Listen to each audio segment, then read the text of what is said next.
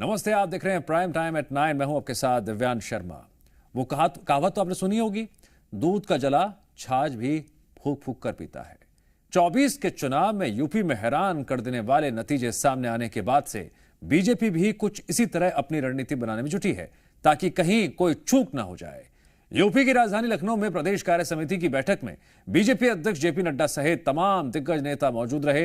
इसमें चुनावी नतीजों पर चिंतन के साथ साथ भविष्य की रणनीति पर भी चर्चा हुई, लेकिन कुछ ऐसा भी हुआ जिसने विपक्ष को इस सवाल उठाने का मौका दे दिया कि राज्य में संगठन और सरकार के बीच कलह है।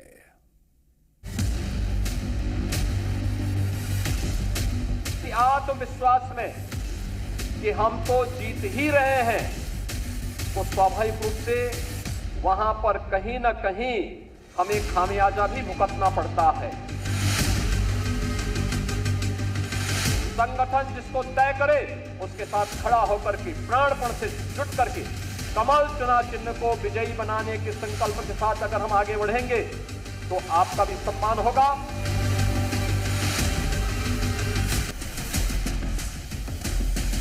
जो लोग उछल कूद करने का कुत्सित प्रयास कर रहे हैं, मुझे लगता है इनको दोबारा उछल कूद करने का अवसर ही नहीं मिल पाएगा। यह हम आप सबको आश्वस्त करने के लिए आज यहां पर आए हैं। कांग्रेस पार्टी आज परजीवी पार्टी हो गई। यूपी बीजेपी में क्या सब कुछ ठीक चल रहा है? क्या यूपी बीजेपी में कलह तो नहीं?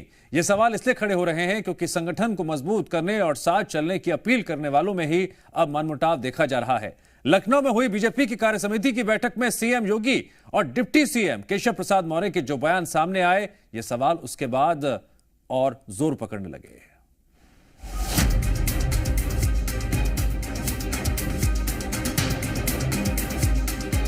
संगठन सरकार से बड़ा है, बड़ा था, बड़ा रहेगा।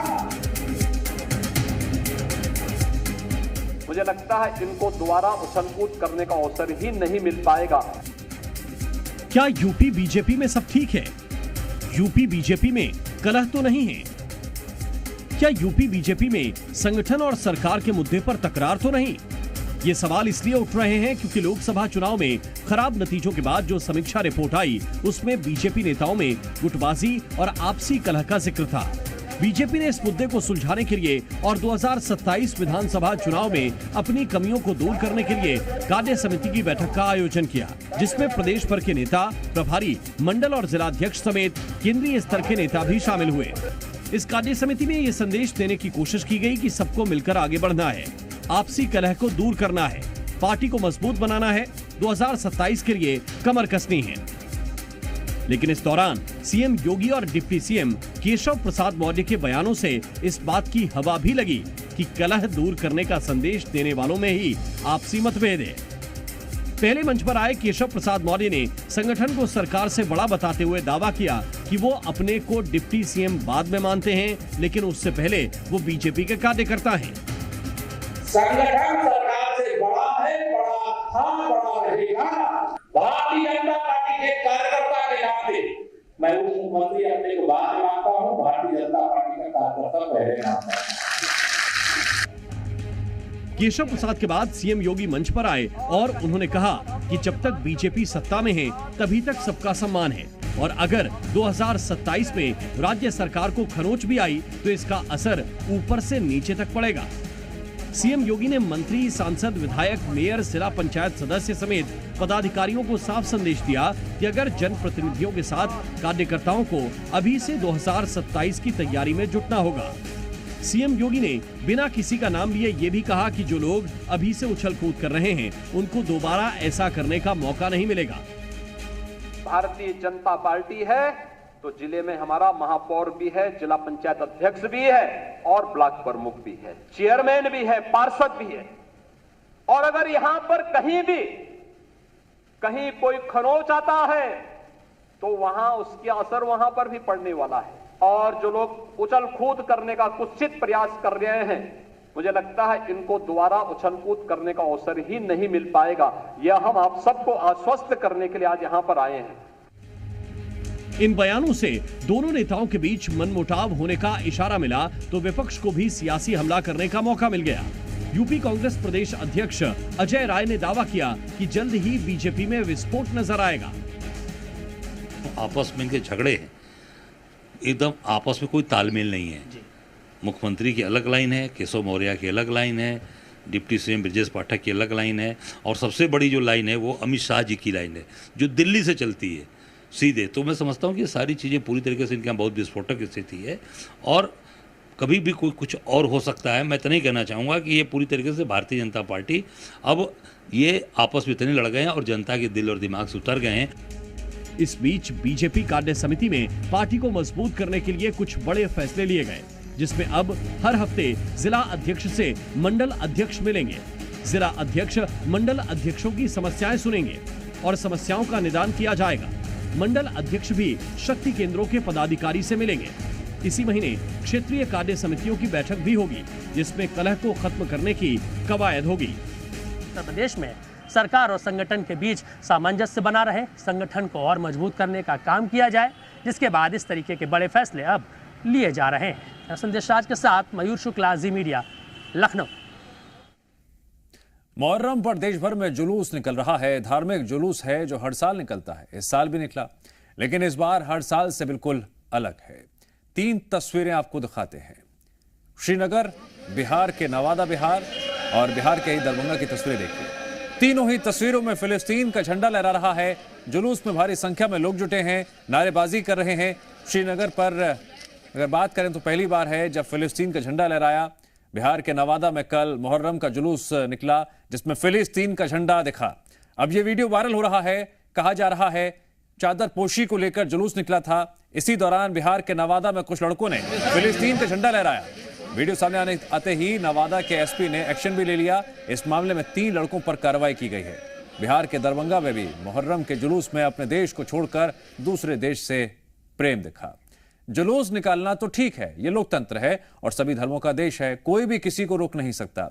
लेकिन मुहर्रम के नाम पर क्या दूसरे देश से इतना प्यार क्यों है? ये सवाल इसलिए क्योंकि धर्म के नाम पर मुहर्रम के जुलूस में फिलिस्तीन प्रेम दिखाई दिया।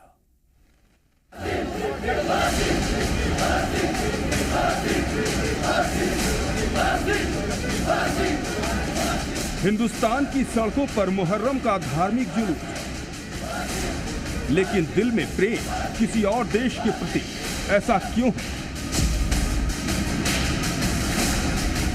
आखिर हिंदुस्तान के अंदर शहरों में फिलिस्तीन के झंडे लहराने का मकसद क्या है?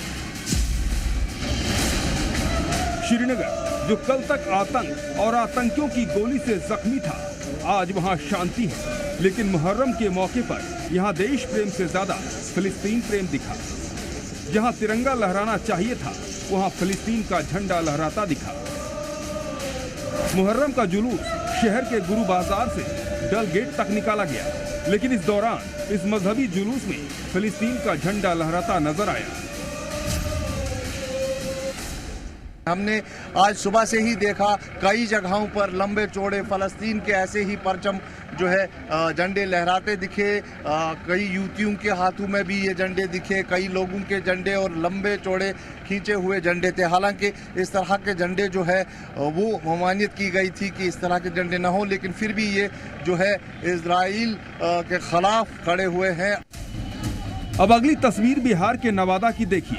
यहाँ भी तस्वीर कुछ अलग नहीं है। मुहर्रम के जुलूस के दौरान ये सभी लोग मजार पर ताजपोशी करने जा रहे थे। इसी दौरान जुलूस में कुछ लड़के फिलिस्तीन का झंडा लहराते दिखे। जब वीडियो वायरल हुआ, पुलिस ने एक्शन ले लिया। जुलूस में फिलिस्तीन का झंडा लहराने का 3 लड़कों पर आरोप लगा। तीनों लड़कों पर पुलिस कार्रवाई कर रही है। पुलिस के मुताबिक ये जुलूस भी बिना इजाजत के निकाली गई थी।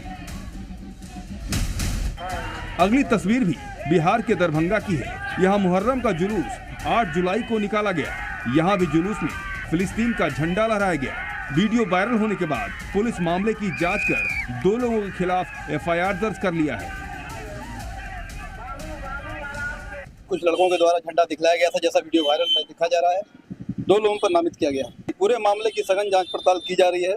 जो भी कारण होगा, जो भी लोग इसके पीछे होंगे, जो भी मंशा होगी या फिर ऐसे ओकेजनल है, कैजुअल है, सब सामने आएगा। धर्म अपनी जगह पर है और देश अपनी जगह पर। सच यही है कि देश की जगह कभी भी धर्म नहीं ले सकता, क्योंकि देश संविधान से चलता है। लेकिन हिंदुस्तान में रहकर फिलिस्तीन प्रेम दिखाने वालों को उत्तर प्रदेश के सहारनपुर से मुहर्रम वाले जुलूस से सीखना चाहिए। मुहर्रम का जुलूस यहाँ भी निकला, नारेबाजी यहाँ भी हुई, झंडा यहाँ भी लहराया, लेकिन किसी और देश का नहीं बल्कि अपने देश का सहारनपुर में हिंदुस्तान का तिरंगा लहराता हुआ दिखा। जो लोग मुहर्रम के जुलूस में फिलिस्तीन का झंडा लहरा रहे हैं, उन्हें देश प्रेम का सबक सहारनपुर के मुसलमानों से सीखना चाहिए। ब्यूरो रिपोर्ट, जी मीडिया। यूपी में सीएम योगी के अल्टीमेटम के बाद कावड़ वर्सेस मुहर्रम की लड़ाई शुरू हो गई। All India Muslim personal law board के सदस्य कमाल फारूकी ने आरोप लगाया, देश में धर्म को टारगेट किया जा रहा है और कावड़ जैसे त्योहारों के नाम पर छूट दी जाती है, जबकि मुस्लिम त्योहारों में होने वाली परंपराओं को रोका जाता है।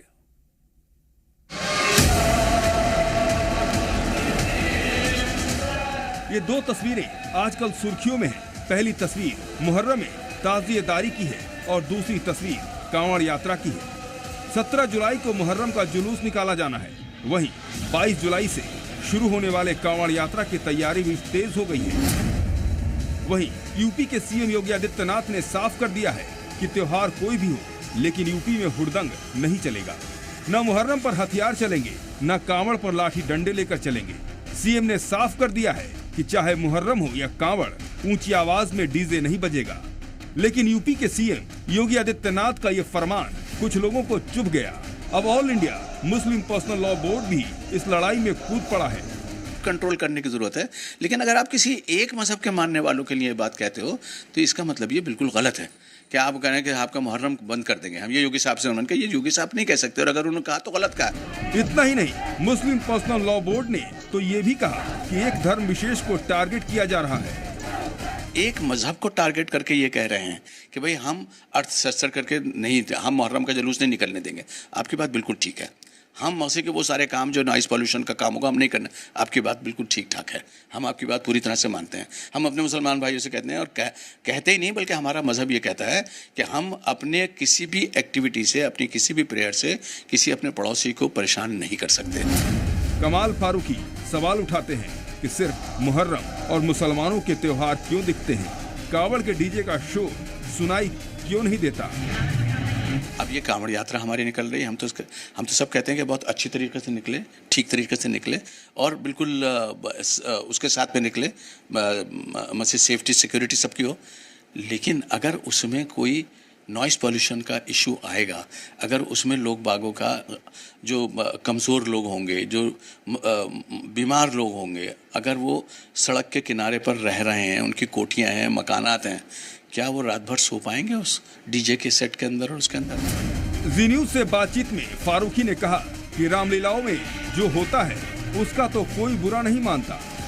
नहीं चलना चाहिए, लेकिन आप तो देखते हैं ना कि रामलीला के अंदर हमारा बाकायदा हम अपनी वो राम जी का जो मुकाबला किया है रावण से, उसको हम बाकायदा प्रोजेक्ट करते हैं अपने यहाँ, और उसको कोई बुरा नहीं मानता। इधर कमाल फारूकी कह रहे हैं कि मुहर्रम नहीं तो कुछ और नहीं। उधर यूपी के सीएम योगी आदित्यनाथ कल भी कह चुके हैं कि कायदे में रहेंगे तो फायदे में रहेंगे।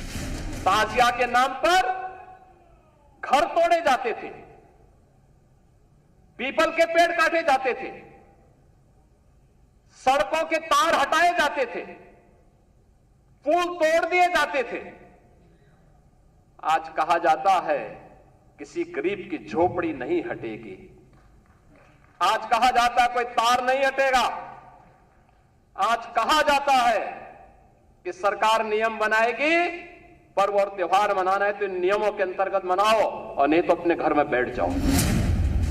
सवाल यह है कि अगर मुहर्रम का जुलूस नहीं निकलेगा तो कांवड़ यात्रा भी नहीं निकलेगी। अगर मुहर्रम में मातम नहीं मनेगा तो रामलीला भी नहीं होगी। अगर मुहर्रम में डीजे बंद होगा तो शोभा यात्रा और जुलूस भी नहीं निकलेंगे। सवाल और भी हैं जिनके जवाब अमन की गली में शांति के साथ बैठकर सुलह मशविरा से ही हल किया जाए तो अमन की हवाएं यूं ही कायम रहेंगी और यही गंगा जमुनी तहजीब की चली आ रही मिसाल की नई किस्त होगी। और अब बात करते हैं महाराष्ट्र के कोल्हापुर की, जहां विशालगढ़ किले में मौजूद मस्जिद और दरगाह के आसपास बढ़ते जा रहे अतिक्रमण पर बवाल हो गया। हिंदू संगठनों का आरोप है वहां दरगाह की आड़ में मुस्लिम समुदाय से जुड़े लोग अवैध निर्माण कर अतिक्रमण करते जा रहे हैं, जिससे किले की मूल विरासत पर खतरा बढ़ गया है और किले में 17वीं शताब्दी से मौजूद 24 हिंदू मंदिरों और प्रतीक चिन्हों का अपमान हो रहा है। इसी बात को लेकर दोनों पक्ष आमने सामने आ गए, जिसके बाद वहां पहले जोरदार प्रदर्शन हुआ और फिर अतिक्रमण हटाने को लेकर तोड़फोड़ हुई।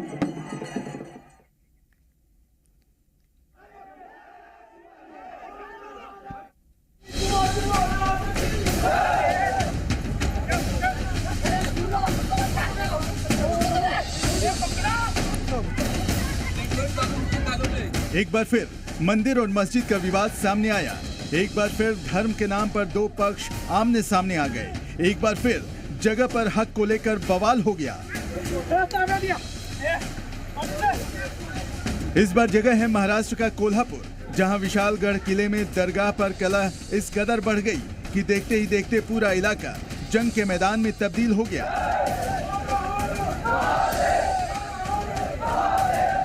हालात ये हो गए कि वहां दोनों पक्ष आमने सामने आ गए और मामले को शांत कराने पहुंची पुलिस को भी बड़ी मुश्किलों का सामना करना पड़ा। हिंदू संगठनों का आरोप है कि विशालगढ़ किले में मौजूद मस्जिद और दरगाह के आसपास मुस्लिम समुदाय के लोग तेजी से अवैध अतिक्रमण बढ़ाते जा रहे हैं। जो दरगाह कुछ साल पहले वहां छोटे से हिस्से में थी, उसका दायरा अब तेजी से बढ़ता जा रहा है। इसे रोकने और अवैध अतिक्रमण हटाने की मांग को लेकर हिंदू संगठन के लोगों ने विशालगढ़ किले में जुलूस निकाला और जमकर नारेबाजी की। इस दौरान हिंदू संगठन के लोगों ने वहां ढोल नगाड़े भी बजाए और फिर उसकी धुन पर नाचते दिखाई दिए।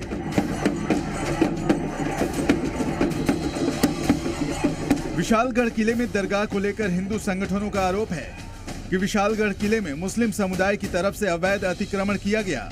पहले किले के अंदर दरगाह बनाई गई और अब अतिक्रमण कर रहे हैं, जिससे किले में मौजूद हिंदू मंदिरों का अपमान हो रहा है। हिंदू संगठनों ने आरोप लगाया कि किले पर अतिक्रमण की साजिश हो रही है। बताया जा रहा है कि इस दौरान वहां मुस्लिम पक्ष के लोग भी आ गए और उन्होंने अतिक्रमण हटाने का विरोध किया, जिसके बाद दोनों पक्षों में पहले जमकर बहस हुई और फिर वहां मौजूद दुकानों और घरों में तोड़फोड़ की गई। इस दौरान वहां एक मकान के बाहर राशन बिखरा दिखाई दिया। ये चावल है। वहीं गाड़ियों को भी तोड़ा गया। घटना से नाराज लोगों ने अपने घर के अंदर की भी तस्वीरें दिखाई, जहां अंदर सामान बिखरा दिखा। पीड़ित लोगों ने आरोप लगाया कि तोड़फोड़ करने वाले लोगों ने उनके सोने के जेवर भी लूट लिए।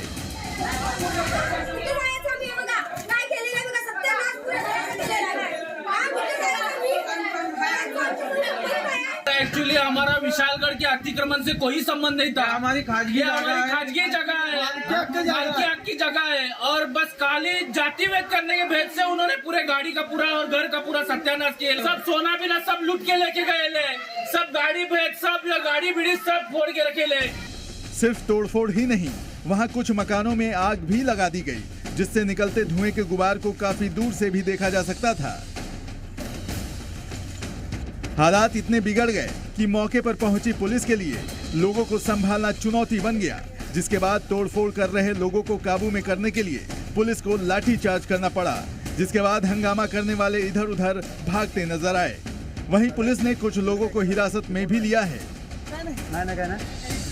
बेसिकली मोटो ये है कि उनका जो सब्जेक्ट था एजिटेशन का कि विशालगढ़ पे जो एनक्रोचमेंट है उसको हटाया जाए, लेकिन ये मैटर अभी हाईकोर्ट में है पेंडिंग, सब जुडिस है। इसकी भी जानकारी प्रशासन की तरफ से उनको दी गई थी, लेकिन जाते वक्त पर्टिकुलरली किसी कम्युनिटी को टारगेट करना ऐसी कृति इनसे हुई है और अभी एफआईआर दाखिल करके इनको आगे की कार्रवाई हम कर रहे हैं। इस दौरान सड़कों पर हर तरफ ईंट और पत्थर बिखरे नजर आए। वहीं इस बवाल में घायल कुछ लोग अपनी चोट दिखाते भी दिखाई दिए। बताया जा रहा है कि इस दौरान हिंदू संगठनों की मांग पर सीएम शिंदे ने अवैध अतिक्रमण हटाने का आश्वासन दिया, जिस पर फिलहाल मामला शांत है। लेकिन हिंदू संगठनों ने इस बात की चेतावनी दी कि अगर जल्द ही कार्रवाई नहीं की गई तो वो बड़ा आंदोलन करेंगे। ब्यूरो रिपोर्ट, जी मीडिया। दिल्ली के मुख्यमंत्री अरविंद केजरीवाल की सेहत को लेकर फिर सियासी गलियारों में संग्राम छिड़ गया। आम आदमी पार्टी ने एक बार फिर अरविंद केजरीवाल के जीवन के साथ जेल में खिलवाड़ का आरोप लगाया। आरोप है केजरीवाल का वजन और शुगर तेजी से घट रहा है। इस पर तिहाड़ जेल प्रशासन ने बाकायदा लंबी चौड़ी सेहत रिपोर्ट जारी कर अपनी सफाई और जवाब दिया।